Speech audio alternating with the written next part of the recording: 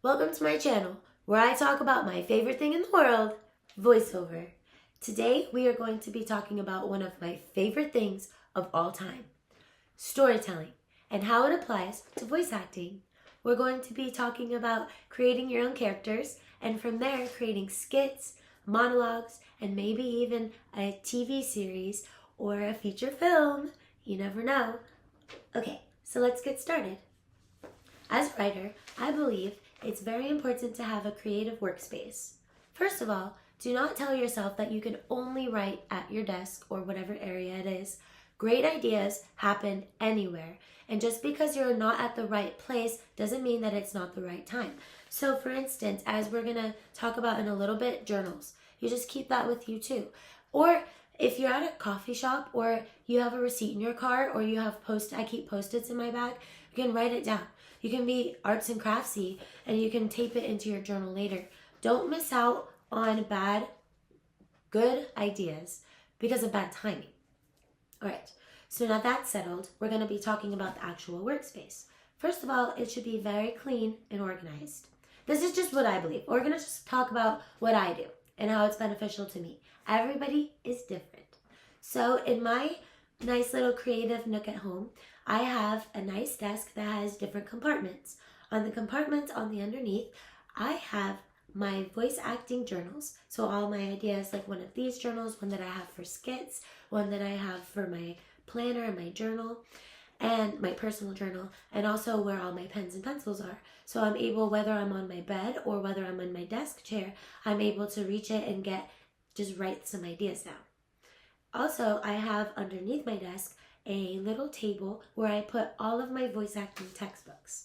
I think it's really great to have it in arm's reach because if I get up to get something from my other bookshelf, odds are I'm going to start reading a book.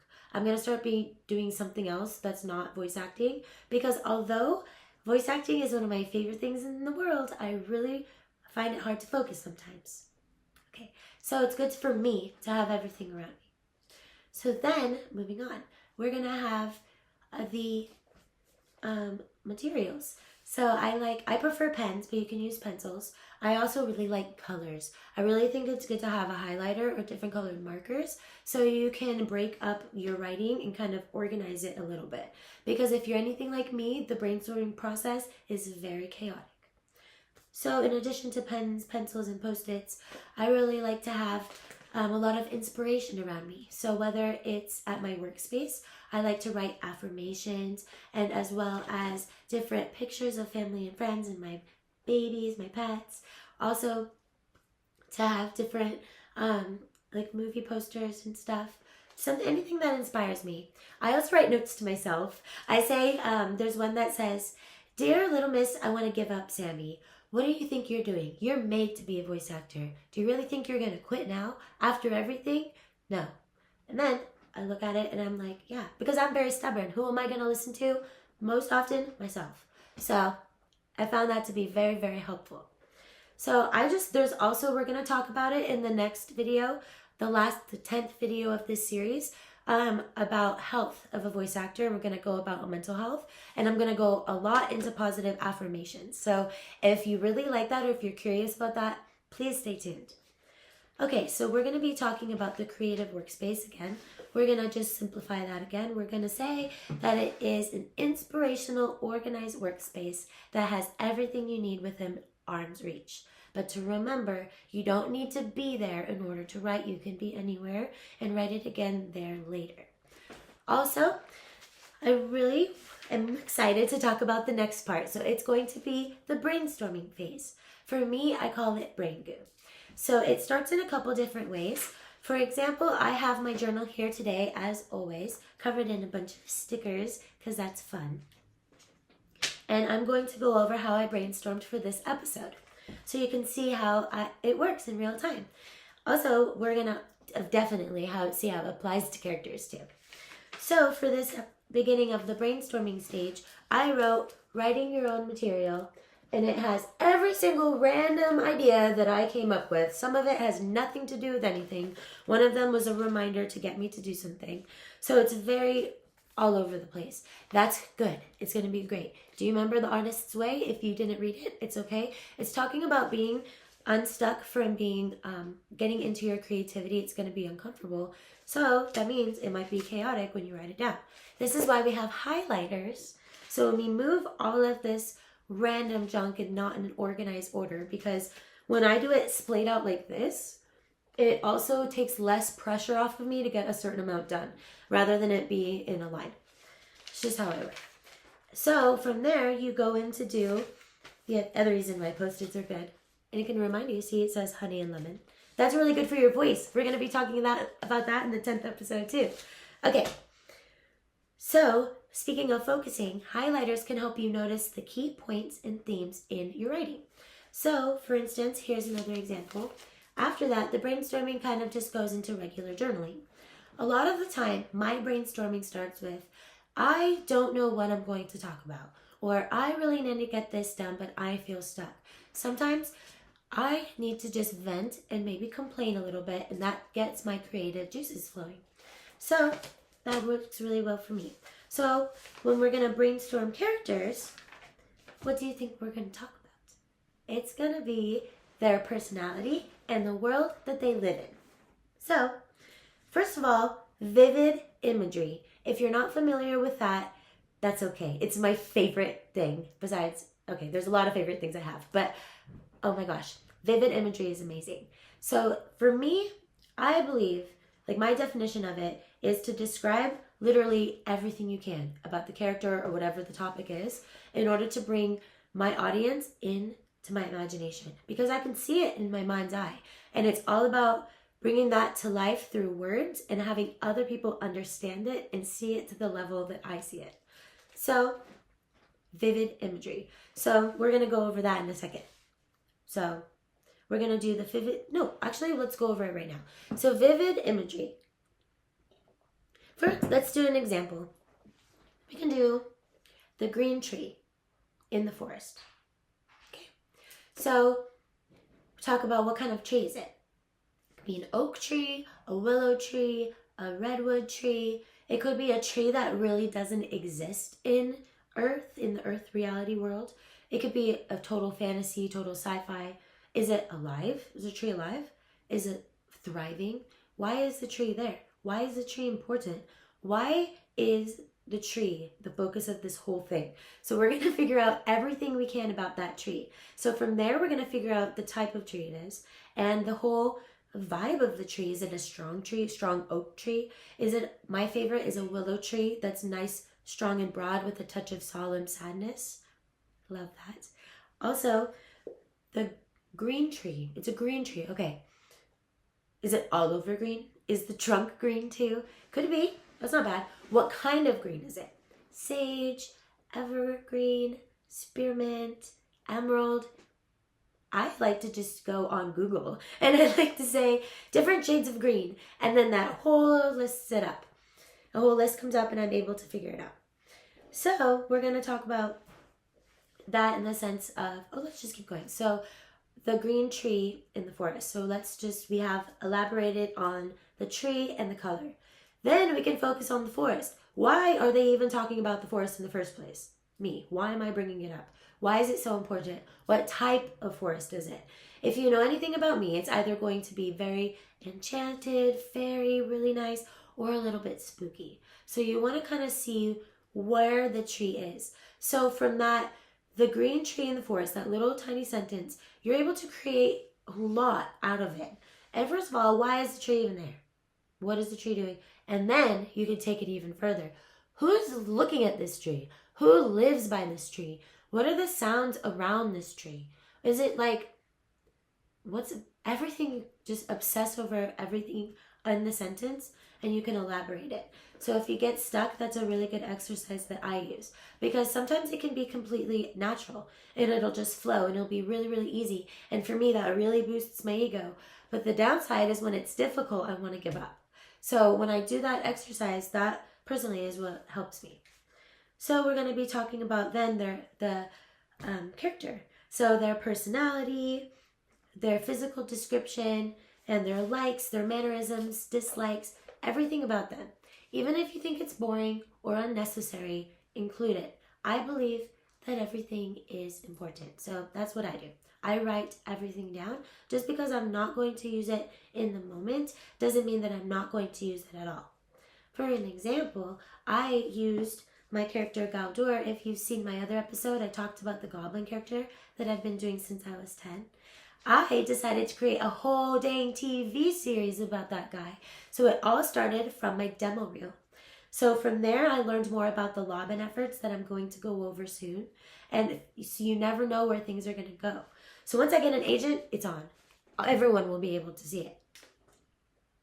And it all started with me getting through the frustrations and difficulties of writing and developing a character.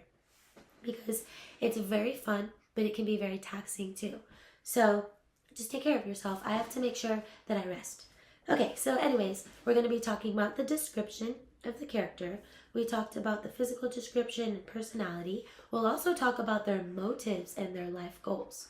And also character types. As we talked about in my animation demo reel episode, you can do a hero, a villain, a fantasy character, an animal, so on. So you can also use that knowledge to have it as a basis for developing your character. Because, for instance, you know if it's a villain, they're going to have a strong presence. So that can help you even further. So then you can also include the way that they speak. So speaking of the lobbying efforts, we're going to go over that too. That is the technical way to figure out how they speak. So in addition to this, it can be catchphrases. And it can be like lisps or stutters and stuff. I have a character that says, "Later, skaters," at the end when she leaves. Like, "Later, skaters," like that. She has a peace sign. She's really excited and she lights everything on fire. So that is a really good one. And because when you're looking for things that inspire you, you can also think about things that you think are funny. So for instance, you can see that I just think it's funny when somebody does something pretty terrible, like light something on fire, like in a cartoon, and then is saying bye. I think it's sweet. Anyways, we're going to focus. So the way that they speak. So that's about it for the character. If you can think about anything else, please let me know what you do. And you can just think about anything that comes to mind, write it down about your character. You can never be too detailed when you're in the brainstorming phase, in the description phase. This is all together, because then after you get the rough draft of it all, because you don't want to fall into the perfectionism trap, you can let yourself make no sense. It's okay. And then later you can transfer it to make it nice and clean and to your liking. So now we're going to talk about the world, because the world that we live in greatly influences who we are. So we're going to talk about, in the terms of your character, where do they live? What universe did they inhabit? Every single thing about it. We'll go to the vivid imagery about literally what it looks like. We can talk about how it feels. What is the energy that it gives off? Is it inviting? Is it foreboding? Is it kind of neutral? What is it? You can talk about, for me, I like to go right into every single thing. So I write the whole history and the lore of every single location that my characters live. So I think that it really just builds up and creates a really well-rounded character. So you can talk about not just the area that they live in the world, but also different territories, because you never know when you can tie it all together. So we're talking about this. Oh, and it's also, it goes without saying that you can use this for your demo reel. This is just a whole episode about writing, so this is really fun. And it's going to be really, really great in a couple of tangents. Okay, so energy. So we went over that too. What kind of energy does the world have? Because that greatly influences your character. So you want to set the scene. You want to bring the audience right into your mind and how you see every single detail of the world that you're creating. So we're going to go into the lobbying efforts now. That's really fun. We're going to talk about like the technical methods of creating a character, very briefly. So the lobbying efforts is by Rudolph Laban. It is, in the terms of voice acting, 8 different ways of speaking, like energy. It's just general movement. They use it for dance too. So for voice acting, there's going to be 8 different kinds. And for me, I found it fun to do a character for each type. And so that's a really good exercise. It's good to challenge yourself too. So there's dabbing, flicking, pressing, floating, thrusting, slashing, and gliding. I'm going to go over this very briefly. There are a lot of good YouTube episodes about the Laban efforts, just all about that. I can, if you ask me, I can send you the link of the one that I like. So each one has different ways of speaking. So there's going to be weight, space, and time. So in terms of voice acting,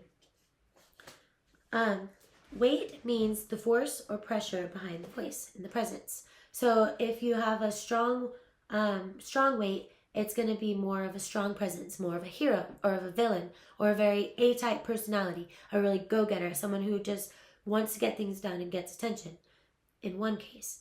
So that could be an example of a strong one. And then there's also light on the other side of that. So it could be softer and lighter, a little like more easygoing. If you like Harry Potter like me, it's like Luna Lovegood has a light weight to her, the ways that she speaks. And there's also time, so quick, so that would be like sudden. Kind of like if you've seen any of my videos, the way that I talk, I'll talk really excitedly and then I'll stop and think about something and redirect myself to something else. So that's going to be more sudden. And then there's also sustained, something that's more calm, cool, and collected, where that person's energy transfers through that whole way that they talk. Doesn't necessarily mean that they're monotone. It just means that they are just not very all over the place. They're more focused. There's also space. So that's going to be the direction. So for voice acting, that kind of means maybe daydreaming. So there's going to be the focused and intentional delivery. As you can see when I do in a lot of my videos, I'm really to the point, really concise, and I have all my attention on you. There are other times where I kind of lose track. So there's also another time of like, see what I mean? Is the other side of quick is, oh dang it. Time. Quick is, oh, okay. Sorry, is the direction. I'm so sorry. It's going to be like, maybe they're all over the place, kind of nervous, kind of zigzag, kind of unsure, not really putting their intention in a bunch of like in one area. Even though they may have a lot of energy, it's not really going into one spot. So those three, weight, space, and time, all get interchanged and create those 8 different ones that we were talking about. The dabbing, flicking, pressing, thrusting, ringing, slashing, and gliding. I don't want to get too caught up in this because I could talk forever, but we'll keep going a little bit more. So from here, you can also, for me, when I got stuck doing this, I knew a little bit about the character I was working on, but not really a lot. So I was a little overwhelmed with learning about the Laban all at once. So that's why I find it helpful to watch videos that are specifically for that. There are different ways, like, for instance, there is dabbing. So that is light, direct, and sudden. So there's a part of that where maybe I can just focus on one aspect, just the direct, and develop that. So the way that they speak, are they direct? So we'll do, are they focused? Are they confident? We can look at stuff like that if you're ever stuck. That's the Laban efforts. Then it kind of helps, like assigning the different efforts to your characters can help shape them a little better, and you're able to make them more distinct and memorable. So that's really good too. All right, so thank you for sticking with me. I lost track for a second. So the Laban efforts are really, really awesome. And I would highly recommend going through and looking at more of it in just videos that are made for that. If you want me to make a video that's made just about the Laban efforts, I totally will. So ask me and I'll do that. So I can talk about the Laban efforts, but we're going to move on. So we can also talk about more about the voice. We're more talking about this episode developing the character writing style, but we're voice actors, so let's talk about the voice too. We can also talk about their mood of the voice. So first we'll do the voice placement. I can go more into that in another episode. But as I mentioned briefly before, there's the chest, head, nasal, voice, and falsetto, and the vocal fry. That's going to be like kind of my natural speaking voice, how it's more in the back. And it's the placement that it's lower. So I hear, that's my natural voice. So you can kind of look at that. So that's a lot of the technical stuff. If you would like to look more into that, I can give you a bunch of recommendations. But now I'm going to get back to how I write. So in addition to doing the brainstorm, I go through and I highlight everything and I piece together everything that fits. And there are times where you may want to throw your stuff away. One big lesson I learned the hard way was to never throw away your writing. In order to get to ease the just urge of crumpling up and throwing it somewhere, I got an old coffee can jar, and every time I have a bad idea, I crumple it up and I throw it in the jar, and once it fills up and I have downtime, I'll open it and I'll notice that it was a pretty good idea or a half a good idea or it was all right, but it wasn't the right time. So if I had thrown that away, I would have missed out on a lot of different opportunities to bring different creations to life. So I highly recommend keeping everything. So now we're going to be talking about turning these characters into skits and monologues. So we can see, for me, when I decided to do a monologue for my character, we'll talk about Galdur, my goblin. He's my favorite, obviously.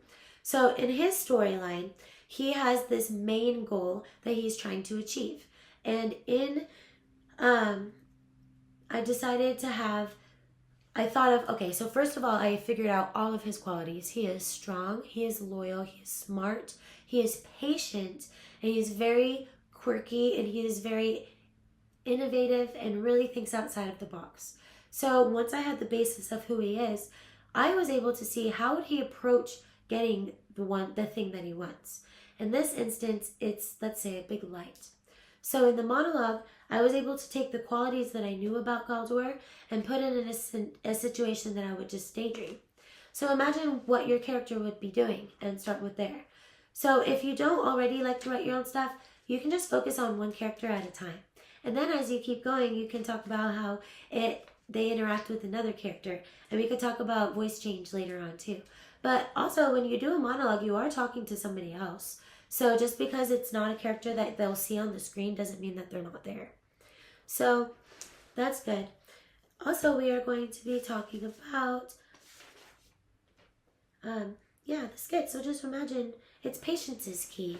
As you can see, sometimes writing can be a little chaotic. It can be a little all over the place. But it's good that you really stick with it. So if you're pissed off about something too, write your villain character and how they would have approached that situation. For me, that's really good to work on my anger. So that's really nice. Another thing that I do to write skits is I just really love my characters. So when I'm home with my puppy, I act like the character. I walk like how my villain would walk. One character that I had trouble with was a villain character because I have a very bright and bubbly personality. So I had to really get into the mood of the villain character. So I had to think about, don't get me wrong, I get mad a lot, but I don't usually stay that way. So I had to think about all of the different times in my life that could be applied to how that villain could be feeling. So you can just, little food for thought. Next, we're going to be talking about staying organized. Staying organized is very important. We talked about having a journal. I have multiple journals, actually. This is my journal that's all brainstorming, and I write a lot of inspirational quotes in here. Then I transfer it all to my tablet and then on my laptop, too, so I can have the brain goo and everything that was in the journey of creating my stories, and then I can have the broken down, more organized, shining aspects of the story that I'm going to use at that time. But it's really great to keep everything because as time went on, I took Galdur, my character, from my demo reel and I decided to create a whole TV series. So, staying organized could mean having different journals. Also, sometimes there's pressure going and writing in a journal. Sometimes my inner critic says, oh, that idea isn't good enough for a journal. That's mean. But sometimes I'll listen. So it's good to have loose leaf paper too. And just write it and there's not a lot of pressure and just scribble it on there. So it's really good to do. It's also it can be really discouraging to write even as I'm doing this YouTube episode, I'm about 25 minutes in and I realized that I did stumble a lot. And I do kind of want to re-record the whole thing. But in the process of creating things, there's going to be some fumbles. There's going to be some misdirection that's going to inspire you and bring you to more things. For instance, as I was rambling, I thought of an idea that isn't even in the journal. Let's hear it. So I decided to talk about how to create titles for things. So when I create, for instance, I have a character named Solitaria. It's a little obvious. I decided because of her, she is a tree goddess that is around a bunch of humans and she really wants to be like them, but she's not. It's actually inspired, it's eating disorder recovery based. We're going to talk about using your own life into your characters soon too. So I picked like how she's solitary. And she's very beautiful but strong. So I didn't want to give her that much of a dainty name, but also something that's very whimsical. So I went on Google, typed in synonyms for solitary, or like synonyms for alone, solitary. And then, as if I didn't know that. But then, you can kind of mix it up and make it sound like a name. For Galdur, I did look into like different words for magic, I believe is what I looked up, and I came up with that one. Kind of tweaked it and turned it to that. I do that for everything. So if you're stuck, if titles get you, that's really fun. So you can practice. You can do, even when you're writing and there's like a title for your skit, don't focus on the fact that you can't think of the title. Just write placeholder title and then just get going. And there's going to be a lot of rough mistakes. So when you're practicing, it's actually really good to film yourself. So you can see, or at least voice record, so you can see the great ideas that are coming through, all of the rambling, all of the uncertainty. It's really good to keep going and to keep your confidence. Your confidence may waver, but it is never gone. Believe in yourself. I believe in you too. So, we talked about staying organized. Now we're going to move on to writer's block. If you're like me, I have been in writer's block for my novel for years, to the point where I decided to do voice acting because it's very difficult to write sometimes.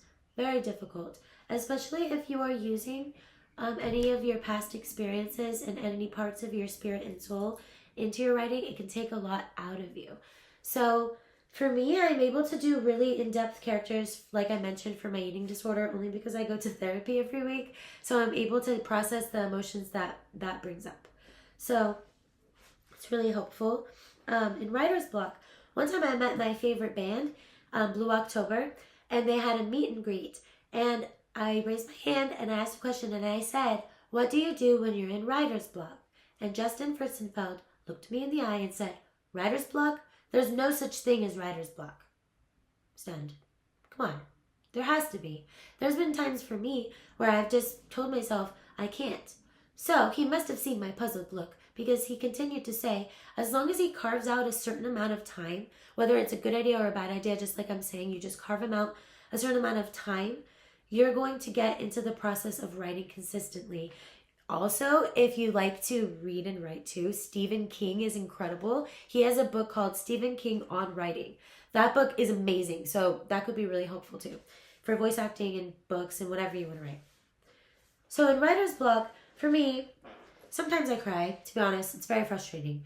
So I decide to go out in nature and to go for a walk. I always like to, sometimes I'll even leave my journal at home and I won't, just have a little bit of time to just think about nothing and just to relax. And if there's some crazy idea that I'll have that is so amazing, I'll just type it in my phone. But I need to have time to just completely retreat, take care of myself.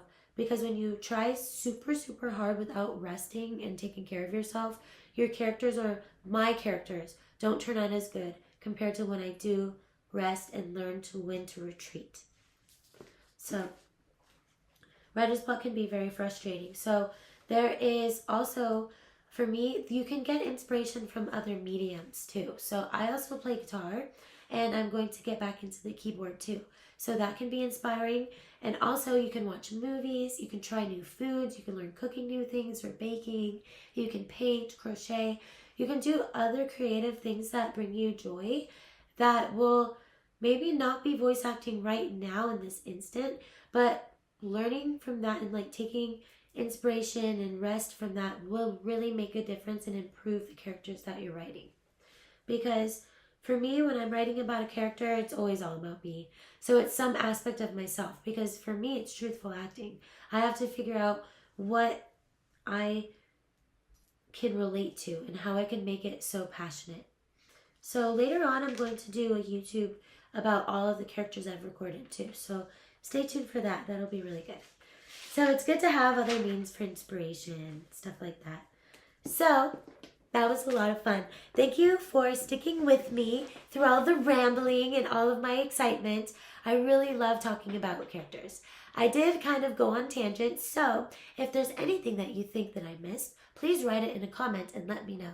If you liked the video, let me know. Please like and subscribe. I really, really appreciate you. It was great, and I hope you have a wonderful day. Thank you.